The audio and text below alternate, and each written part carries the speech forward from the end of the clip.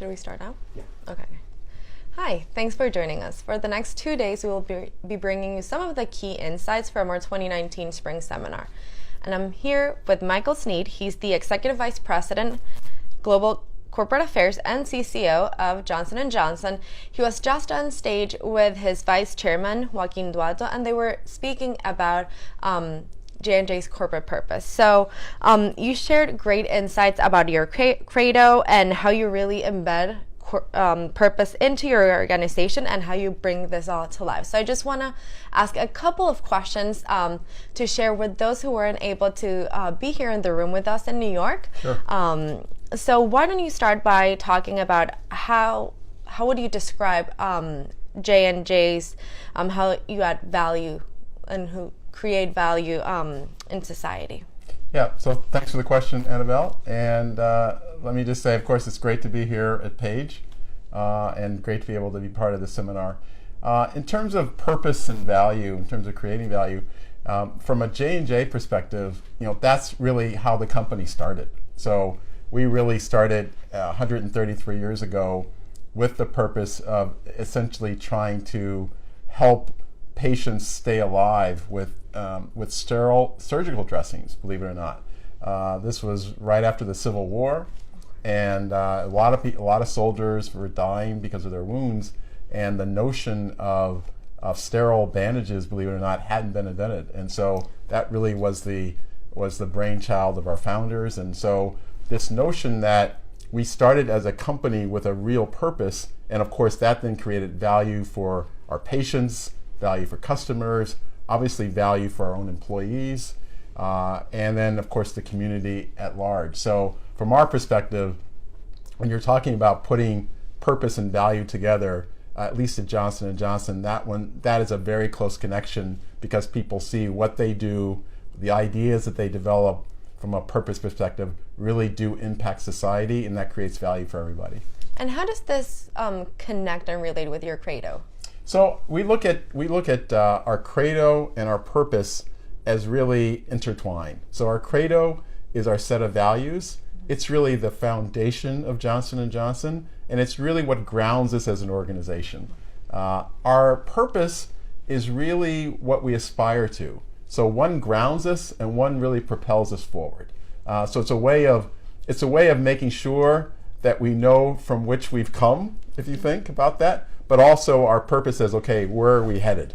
And why are we doing that? So that's, in that regard, we feel like it's a really good match. And you talked about on stage about your new purpose and all about this process. Yes. Can you tell me a little bit more about developing this new purpose? Yeah, as I said on stage, it's really, whether it's Johnson & Johnson or any company really, it was really about articulating our purpose. So I happen to think that every company has a purpose. And just as individuals, we all have purposes. The trick was trying to figure out how do we articulate that. So it really started with a lot of just interviews with our people, listening to our folks, doing a lot of semiotic exercises, doing a lot of anthropologic studies and surveys to just understand cultural cues, behaviors. And then we really engaged a large swath of our people up and down the organization. So people who had been at J&J for decades to people who just started, people who live here in the U.S., people who live in Europe, Asia, and all in an attempt to really articulate our purpose in a way that anyone across J&J could look at it and go, yeah, I see myself in that. And like you just said, you have people all around the world, more than 200,000 employees. How do you manage to bring this purpose to life and to get everyone to say, aha, yes? Yeah, so that clearly is that's a good communications challenge. And I think it starts, the good thing for us is it really starts with our leadership at Johnson & Johnson. So the first thing that, of course, we do is to make sure that our leaders at the very top of the company, from our chairman and CEO all the way down to the leadership team and then their leaders, really understand the work around this, the importance of it, and then we make it a focus. So whenever we have management meetings, employee town hall meetings, it becomes part of the vernacular. So one, it's like anything. The first thing you do is you want to build awareness, and then secondly, you actually want to show them the examples. And in the case of J&J, and I think other companies, those examples are very easy to see because it's part of who you are. And so, but I think in the world of communications, our job is to make sure that we stand up those examples and we show, hey, this is what we mean by that. And people go, oh, okay, I get that. I do that every day. And so you get people wanting to then contribute, their particular examples and to share their story. So in addition to just I would say top down, we use the communication infrastructure, if you will, to build out those stories, to give people an opportunity to tell their personal narratives in terms of how are they really living into our purpose. We're doing it in terms of the decisions that we make in our businesses, so that again, people see it really embedded into everything that they do in terms of how our businesses operate, how we behave as an organization. And what are some of the things that you learned throughout this journey that you think your fellow CCOs need to keep in mind? I mean, there are certain things that must be pretty obvious to them, but others some things that you learned throughout this journey that would be helpful for them to. Sure.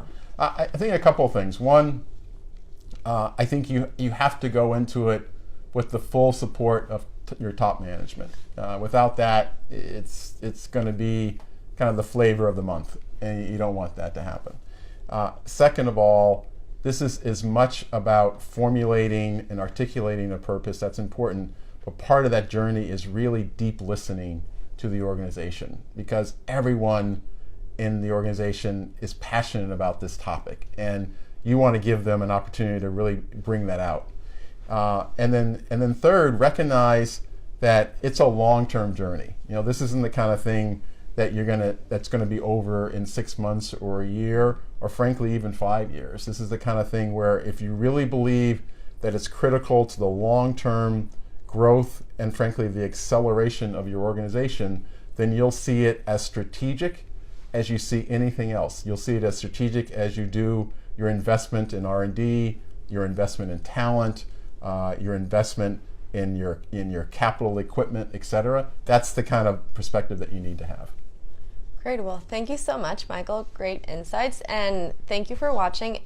Please stay tuned. We'll have speakers from GM, Equinor, Cargill, sharing their stories and their takeaways throughout the days. Thank you so much.